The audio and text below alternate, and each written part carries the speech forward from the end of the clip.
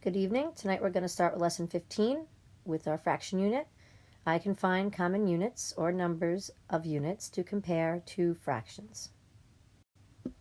Draw an area model for each pair of fractions, and then we're going to use it to compare the two fractions. So 4/6 is greater than or less than or equal to 5/8. So it's asking us to create an area model and use that area model to show that if they're greater than, less than, or equal to. So let's start creating one that is 4/6 and create my area model here, and I'm going to make this into 6. Here's my area model to represent 4/6. It's cut into 6 and shaded 4 parts to represent the numerator. And now we're going to make one for 5/8. Now I have an area model that represents 5/8. It's cut up into 8s and 5 are shaded in.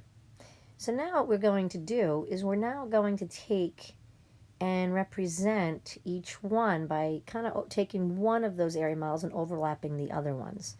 So I'll show you what I mean. So now that you can see, I have kind of taken both of those fractions and put them on top of each other. So I took one of the other fractions and I put it on top of 4/6, like I took the 8s and I put it into the 6, and I took the 6 and I put it into the 8s. So if you see over here, we have 1, 2, 3, 4, 5, 6, 7, 8. Squeeze that one in there, 8. So I took the 8s and I put it over the 6. So we've got 1, 2, 3, 4, 5, 6, 7, 8. 1, 2, 3, 4, 5, 6. So we know when we do area models, area A equals length times width, we're saying that 6 times 8 equals 48. If you were to sit there and count each one of those boxes, it would equal 48. And if we come over here, we're going to see the same thing. 1, 2, 3, 4, 5, 6, 7, 8. 1, 2, 3, 4, 5, 6. So again, it is 8 times 6 equals 48. So we just kind of modeled taking both of those fractions and kind of making both area models and representing each one of those by taking this right here, 6 and 8, and finding 48. What we're going to do is show how we could do this just with multiplication. So if we take 4/6 and we multiply it just like we did when we created the area models, we're going to take this 8, because we have that 4/6 right here. We're going to take that 8 and we are going to multiply the top and the bottom. And this is by 8. It's basically what we showed in the area models. And we get 32/48. Because, guys, this is all cut up into 48s. That's what we're doing here. And we're just showing a quicker way by using multiplication. But it's nice to see it visually so we understand what we're doing. But we could do the same thing with 5/8. But this time we are going to be multiplying by 6, because that's what we're representing here. We have 1, 2, 3, 4, 5, 6. So we are going to multiply the top and the bottom by 6. And we get 30/48. So now we have got a perfect thing to compare by. 32/48 compared to 30/48. And we see that 32/48 is bigger. So that means 4/6 is greater than 5/8. So we'll just put a greater sign to show that. So guys, these area models just helps us with a visual aid to understand what it looks like and how we can compare it. and using multiplication to create that, to be able to help us compare the fractions and do it quicker, because we want to find a common denominator. And once we have that common denominator, we can compare any fraction. All right, continuing, we're going to draw an area model for the pair of fractions, and we're going to use it to compare 4/5. 4/5. Is it greater than, less than, or equal to 5/6? So let's start creating our first area model to represent 4/5. Okay, so this area model is showing 4/5. We have cut it up into fifths and we have colored in fourths. And now we're going to show an area model for 5/6. Okay, so now I have another area model that's showing 6. It's broken up into 6 pieces and it's colored in 5 pieces are colored in. So now we can actually see by these two area models that 5/6 looks like it's greater.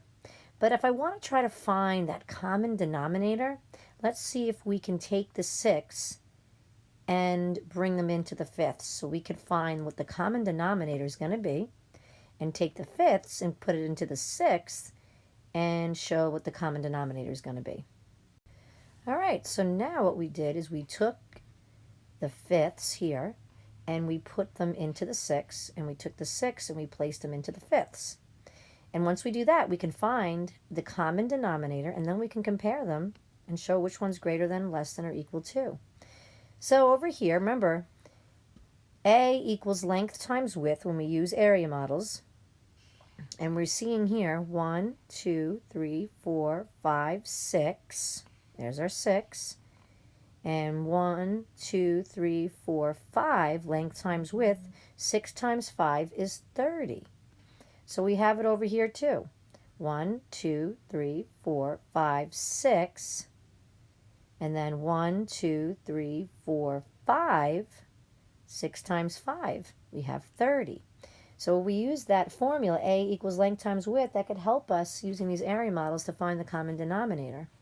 So what we want to do is we want to take 4/5, and we're going to take the other denominator, which is the 6, because that's what we're doing exactly in these area models and these visuals.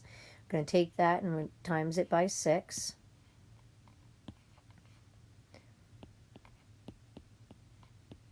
And we get 24/30. All right, and then we're going to do the same thing with 5/6. And we're going to multiply the top and the bottom by 5. And we're going to get 25/30. Wow, were they close? So now we actually have a common denominator with 30. And once we get that common denominator, it is as easy as pie to compare. Now we're looking at the numerator, 25, and we have a 24.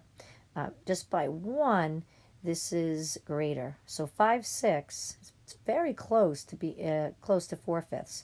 And as we can see in our two area models, they're very close in the size and in the amounts that it's colored in.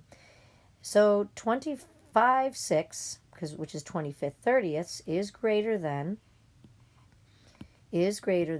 4/5. Rename the fractions as needed using multiplication in order to compare the pair of the fractions. So we have 2/3 is greater than, less than, or equal to 4/4. So you can make the area models if that's what you like to do, but it's telling you that we have to use multiplication. So let's use that quicker method to find and make those common denominators so we can compare the two. So let's take 2/3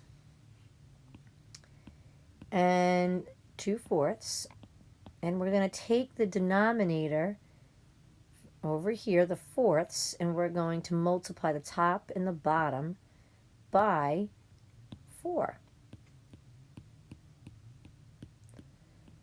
And then we get 8/12. All right.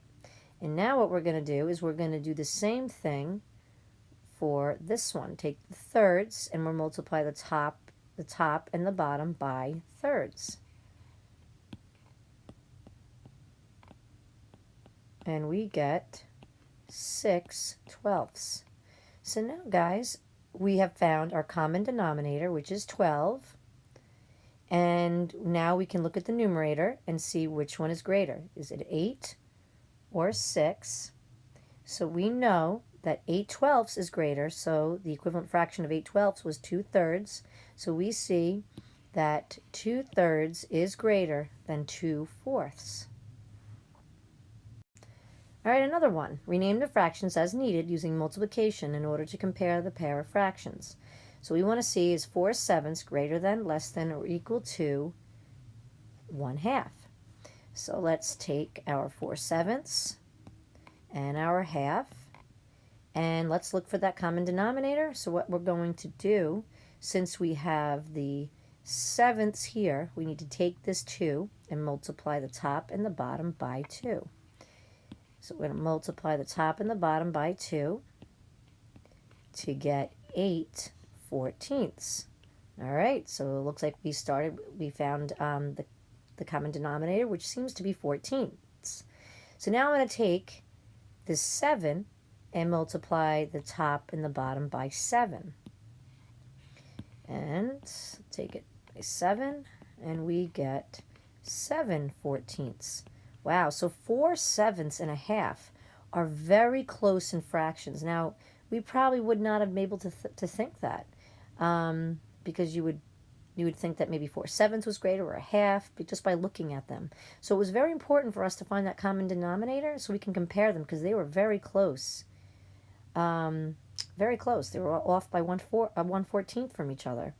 So which one is greater, 4/7 or a half? Well, if we look, they both have the common denominator, which helps us, and we look at the numerator. 8 is greater than 7.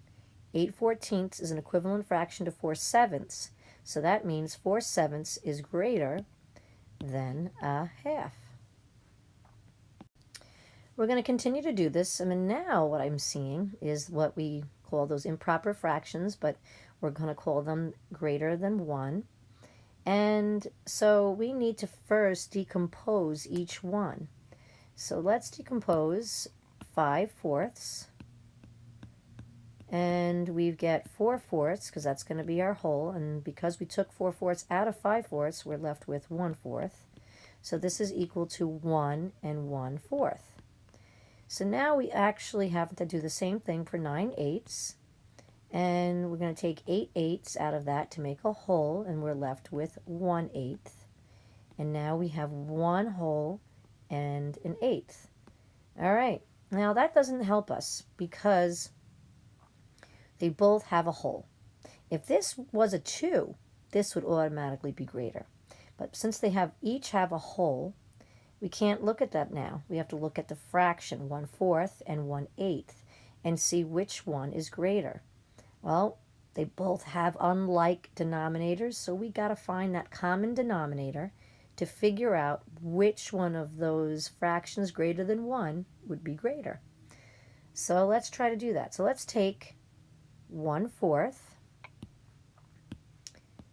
and we are going to multiply that with the other denominator, which was 8, and we get 8/32.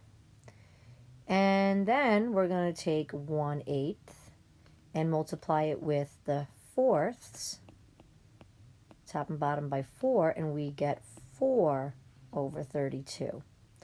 Wow, so now we see that 5/4 is equal to 1 8/32. So we see, and then the other one is 4/32, but they still have that whole. So what we have to do is we are going to say which one is greater, guys. We got to compare it. So we see that 5/4 is greater than 9/8. A problem is a chance for you to do your best.